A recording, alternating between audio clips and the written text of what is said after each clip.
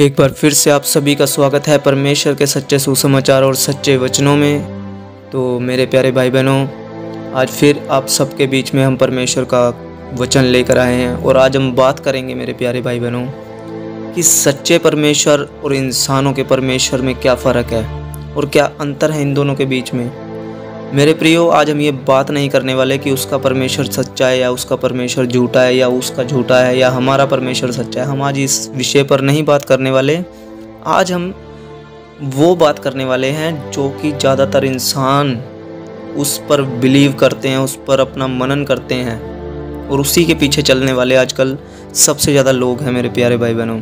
यहाँ तक कि हम संसारिक लोगों की बात नहीं करते, जो कि मसीह विश्वासी हैं वो भी उसी परमेश्वर पर विश्वास करते हैं जो इंसानों का परमेश्वर है। आज का वचन बहुत ज़्यादा महत्वपूर्ण है मेरे प्यारे भाई बहनों। आज आप इस वचन को अंत तक ज़रूर सुनिएगा और इससे आपको पता लगेगा कि हमने सिर्फ परमेश्वर को जाना है, उसको पहचाना नहीं है कि वो क्या चाहता है, हमसे क्या मांग रखता है, हमको क्या देना चाहता है वो। तो प्रियो, आज आप इस वचन से आप समझेंगे कि परमेश्वर आखिरकार आपसे क्या चाहता है। जो सच्चा परमेश्वर है वो आपसे क्या चाहता है और जो इंसानों का परमेश्वर है वो क्या है। तो इन सब के विषय में आज हम बात करेंगे।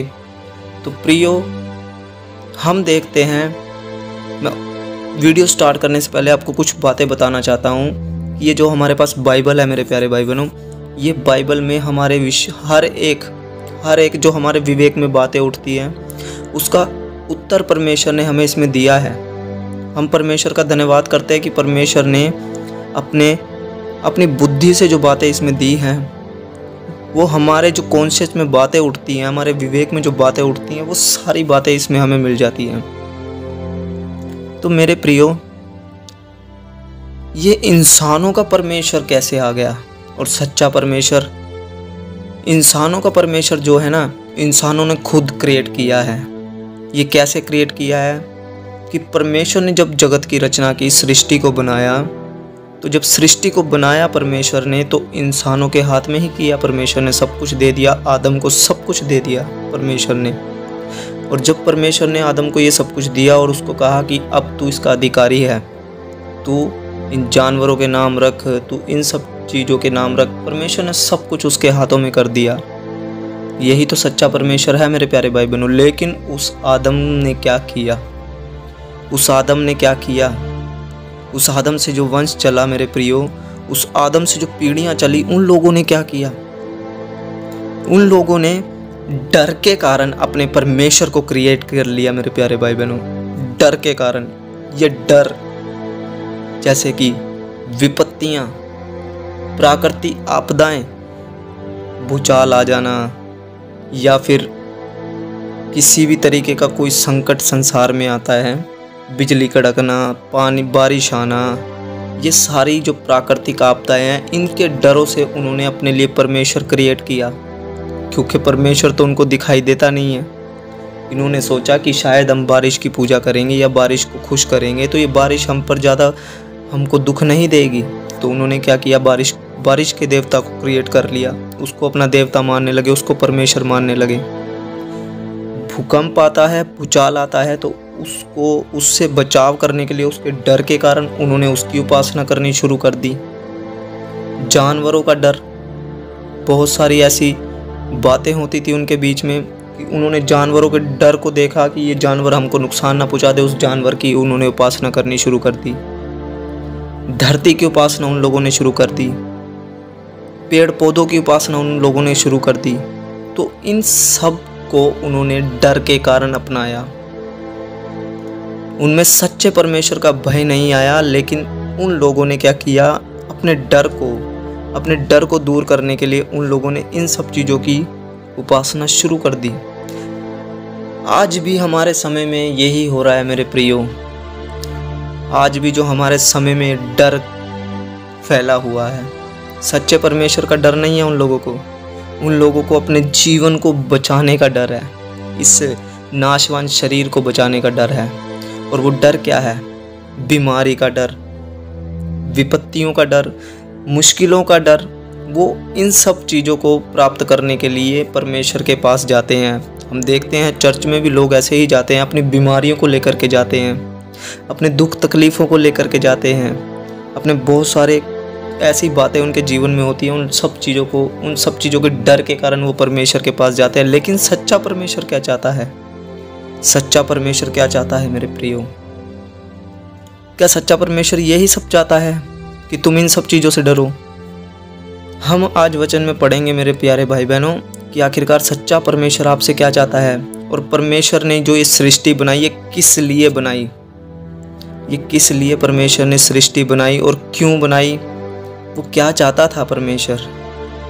आखिरकार परमेश्वर ने जब ये सारी बातें परमेश्वर ने लोगों को दे ही दी, परमेश्वर ने ये सृष्टि दे ही दी, तो आखिरकार इंसानों ने ये सब आपदाओं के कारण परमेश्वर को क्यों ना पहचानना चाहा उन लोगों ने। हम लोग परमेश्वर को जानते हैं कि हाँ, सब जानते हैं परमेश्वर को कि हाँ ये परमेश्वर है, प्रभु यीशु मसीह है, उसने हमारे लिए जान दी, ये बातें सब जानते हैं, लेकिन परमेश्वर को पहचानते नहीं हैं। जानना और पहचानने में बहुत ज़्यादा अंतर है मेरे प्यारे भाई बहनों। जानते तो हम सब कुछ है।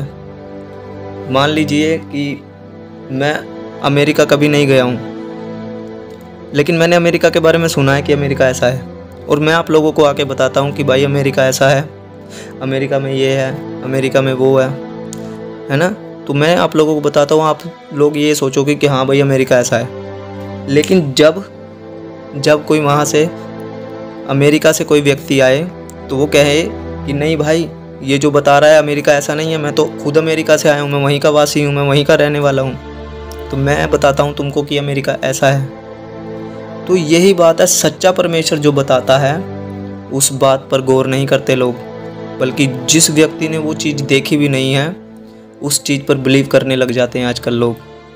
तो हम देखते हैं कि आखिरकार इन्होंने कैसे अपनी अभिलाषाओं के वश में होकर के इन सब चीज़ों को परमेश्वर मान लिया। हम पढ़ेंगे रोमियो की पत्री उसका 1 अध्याय और उसके 19वें वचन से मैं यहाँ पर पढ़ना चाहूँगा। इसीलिए कि परमेश्वर के विषय का ज्ञान उनके मनों में प्रकट है, क्योंकि परमेश्वर ने उन पर प्रकट किया। किसने प्रकट किया उनके मनों में? परमेश्वर ने। हर एक व्यक्ति के मन में परमेश्वर ने अपने विषय का ज्ञान प्रकट किया है मेरे प्यारे भाई बहनों।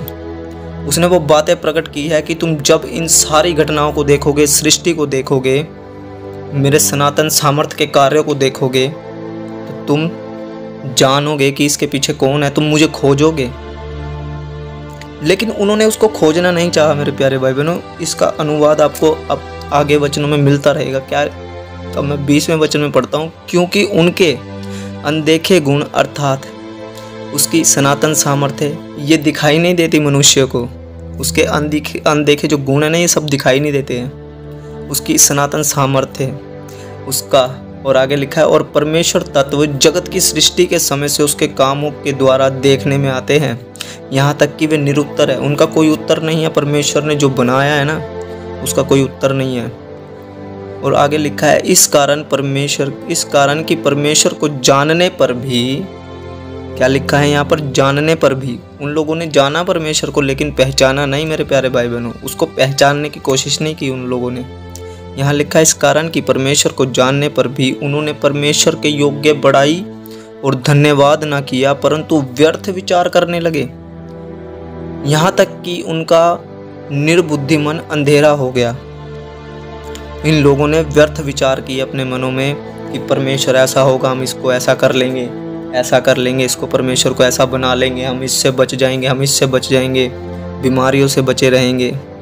पुराने समय में क्या होता था, कबीलों का डर होता था कि इस जंगल में यदि कोई है, वो फलाना कबीला आकर के उनको मार ना दे। वो उनकी उपासना करने लग जाते थे, मनुष्यों की उपासना करने लग जाते थे। तो यही क्या हुआ, उनका निर्बुद्धि मन जो था ना, अंधेरा हो गया।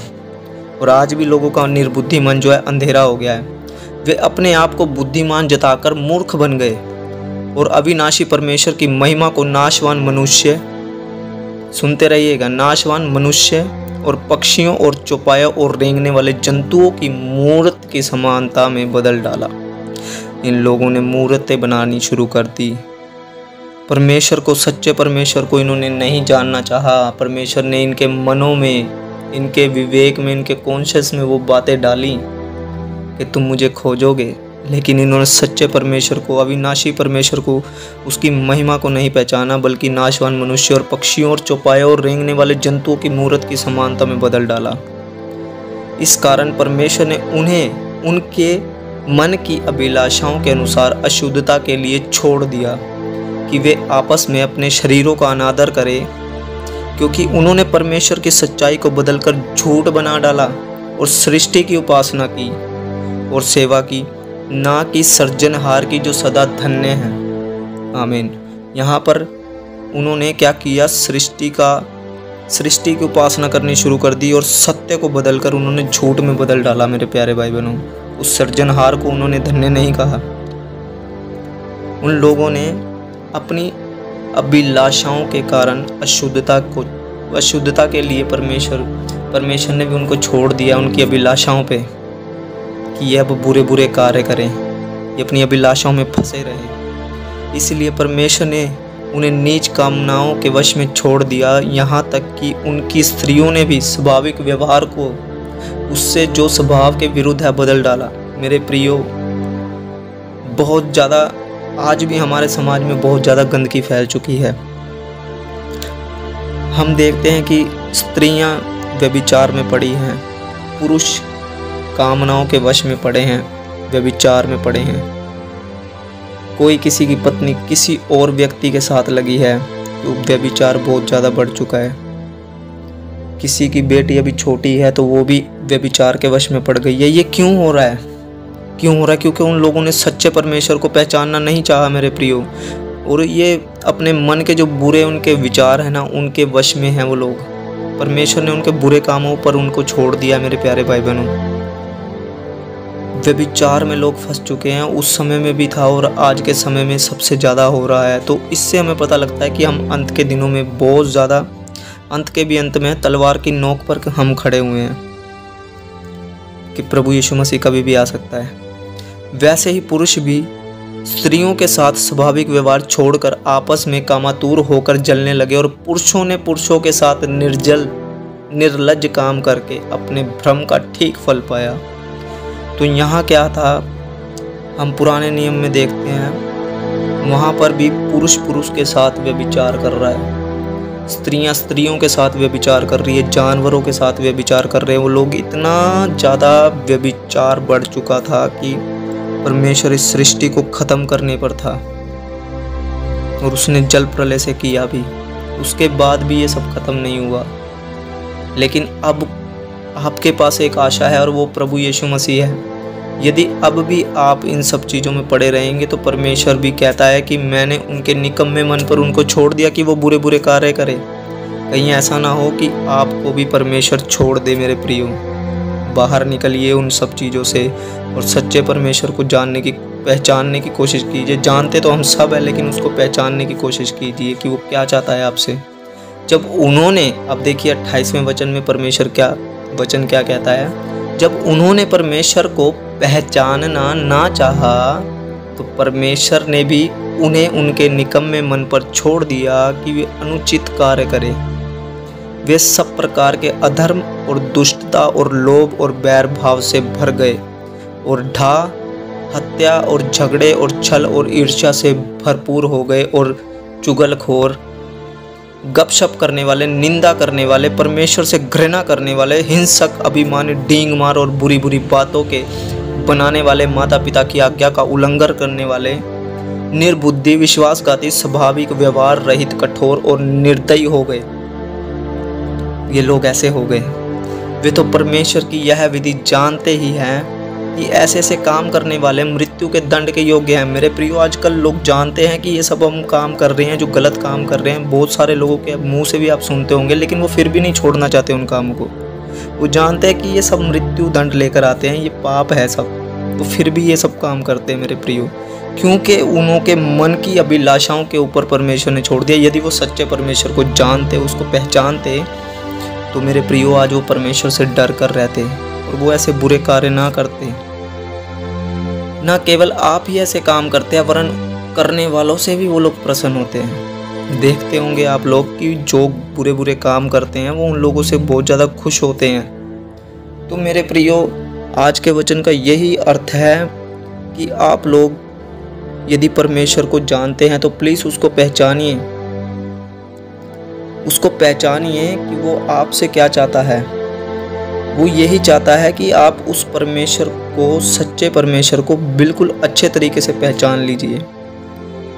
जानते हो, जब प्रभु यीशु मसीह, अभी मैंने आपको बताया था मेरे प्रियो कि प्रभु यीशु मसीह जब कोई अमेरिका से आता है तो वो बताता है कि अमेरिका ऐसा है, और एक व्यक्ति जिसने सुना है अमेरिका के बारे में, वो आप लोगों को बता रहा है, आप लोगों ने उसकी बात पर विश्वास कर लिया। लेकिन प्रभु यीशु मसीह, जो अमेरिका से आया है व्यक्ति, वो सच आके बताता है कि देखो अमेरिका ऐसा नहीं, ऐसा है, मैं खुद वहाँ से आया हूँ, है ना। तो वो सच बता रहा है, लेकिन उसकी बातों को ग्रहण नहीं किया जा रहा है। तो ऐसे ही प्रभु यीशु मसीह इस संसार में आया मेरे प्रियो। उसने हमको बताया कि देखो, अभी तक तुमने जो कुछ सुना और जो कुछ तुम लोगों ने समझा, असल में स्वर्ग या परमेश्वर ऐसा नहीं है जैसा तुम सोच रहे हो। क्योंकि मैं तो खुद वहाँ से आया हूँ, इसलिए मैं तुम्हें वहाँ की गवाही देता हूँ। प्रभु यीशु मसीह ने कहा कि देखो, जिसको हमने देखा है उसकी गवाही देते हैं, और जिसको तुम लोगों ने देखा है तुम उसकी गवाही देते हो, और हमारी गवाही सच्ची है और तुम हमारी गवाही ग्रहण नहीं करते हो। तो प्रभु यीशु मसीह ने यहाँ पर जो बातें कही मेरे प्रियो, अब आप समझो। प्रभु यीशु मसीह ने यूहन्ना रचित सुसमाचार उसका 3 अध्याय और उसके 11वें वचन में कहा, मैं तुमसे सच सच कहता हूँ कि हम जो जानते हैं वह कहते हैं, और जिसे हमने देखा है उसकी गवाही देते हैं, और तुम हमारी गवाही ग्रहण नहीं करते। जब मैंने तुमसे पृथ्वी की बातें कही, अर्थात इस सृष्टि को कैसे मैंने बताया तुमको कि ये भूकंप ऐसे आता है, तूफान ऐसे आता है, इसके पीछे कौन है, तुम खोजो इसके पीछे कौन है। अर्थात जब मैंने तुमसे पृथ्वी की बातें कही और तुम विश्वास नहीं करते, तो यदि मैं तुमसे स्वर्ग की बातें कहूँ तो फिर क्यों विश्वास करोगे। तो परमेश्वर अद्भुत कार्य करने वाला है मेरे प्यारे भाई बहनों। उस पर उसको पहचानना हमारे लिए बहुत ज़्यादा ज़रूरी है। यहाँ पर आगे प्रभु यीशु मसीह कहते हैं, और जिस तरह से मूसा ने जंगल में सांप को ऊंचे पर चढ़ाया, उसी रीति से अवश्य है कि मनुष्य का पुत्र भी ऊंचे पर चढ़ाया जाए, ताकि जो कोई उस पर विश्वास करे वह अनंत जीवन पाए। और अनंत जीवन क्या है मेरे प्यारे भाई बहनों, कि हम एक लौते पुत्र पर विश्वास करें, क्योंकि परमेश्वर ने इस जगत से ऐसा प्रेम रखा कि उसने अपने इकलौते पुत्र को दे दिया, ताकि जो कोई उस पर विश्वास करे वह नाश ना हो परंतु अनंत जीवन पाए। अनंत जीवन प्रभु यीशु मसीह है मेरे प्यारे भाई बहनों। परमेश्वर ने अपने पुत्र को जगत में इसलिए नहीं भेजा कि जगत उसके द्वारा दंड पाए, परंतु इसलिए कि जगत उसके द्वारा उद्धार पाए। मेरे प्यारे भाई बहनों, हमने जो कुछ आज सुना था ना, वो सब सुनी सुनाई बातें थी। असल में प्रभु यीशु मसीह ने बताया कि मैं स्वर्ग से आया हूँ और मुझे पता है कि स्वर्ग में क्या है, और मेरी बातें सच्ची हैं। तो वो सच्चा परमेश्वर है मेरे प्रियो। आपके जीवन को बदलने के लिए उसकी बातें काफ़ी हैं। किसी मनुष्य के पीछे मत चलिए, बल्कि सच्चे परमेश्वर को पहचानिए। वो आपसे ये नहीं चाहता कि आप इस सृष्टि में इन सब चीज़ों के पीछे लगो। प्रभु यीशु मसीह ने कहा कि किसी का जीवन उसकी बहुतायत की संपत्ति से नहीं हो सकता। मेरे प्यारे भाई बहनों, इस संसार में आप जो मर्जी क्रिएट कर लो, जो मर्जी बना लो, जितना चाहे जोड़ लो, लेकिन आपका जीवन उससे बच नहीं सकता, नहीं बच सकता उन सब चीज़ों से। आप जब तक इन चीज़ों के पीछे भागोगे, आप सच्चे परमेश्वर को कभी पहचान ही नहीं सकते।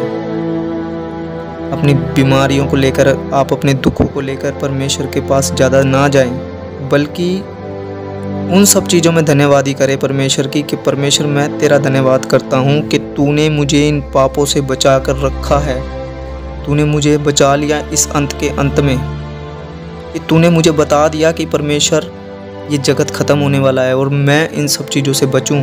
तूने मेरे विवेक में जो बातें डाली, मैं इस चीज़ के लिए तेरा धन्यवाद करता हूँ। इन सब चीज़ों के लिए भागो परमेश्वर के पीछे। और मैं तुमसे सच सच कहता हूँ, प्रभु यीशु मसीह ने कहा, मैं तुमसे सच सच कहता हूँ, और जो मेरी बातों को मानता है और मेरे वचन सुनता है, मेरा पिता और मैं उसके साथ वास करेंगे। तो मेरे प्रियो, आप सच्चे परमेश्वर को पहचानिए।